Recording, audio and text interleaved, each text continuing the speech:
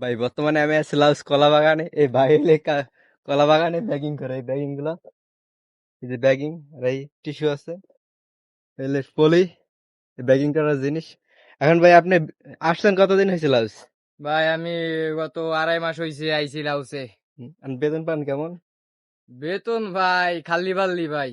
আইছি খাইয়ে দেয় এই শোট, ঠিক আছে, আরো দিনে হয়ে যায়, মাস যায় আর দিনে হয়ে যায়, ঠিক আছে। আপনি প্রথম মাসে ইনকাম করছেন কত টাকা? প্রথম মাসে ইনকাম করছি 2,24,000। ধরলে বাংলা টাকা কত আসছে? বাংলা বাংলা টাকায় 1200 টাকা।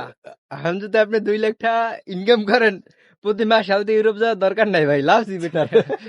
ভাই এটা অবশ্য ঠিক টাকার পরিমাণে, কিন্তু আমাদের বাংলাদেশি টাকায় 1,05,65 টাকা হয়, ঠিক আছে। তাহলে আপনারা কাজ করেন কি রকমের? কাজ করি ভাই কন্ট্রাক্ট কন্ট্রাক্ট সিস্টেম, ঠিক আছে। যেমন মনে করেন এক কাইন কাজ করলে এবারে বাংলাদেশের 10 টাকা, মানে এই জায়গা 2,000 টাকা, ঠিক আছে। এক কাইন্ড বলতে কি এইগুলাই হ্যাঁ, পুরো একটা করবো, একটা করলে 10 টাকা। একটা করলে 10 টাকা। একটা করার ভিতরে নাকি কিছু পার্থক্য আছে, দেখেন এই পলি দিতে হইব, প্রথমে টিস্যু দেওয়া লাগবে। এই টিস্যু আছে, সবকিছু মিলাইয়া করলে কত মিনিট সময় লাগে ভাই একটা করতে? সর্বোচ্চ 5 মিনিট থেকে 7 মিনিট লাগে আর একটা ব্যাগিং করতে।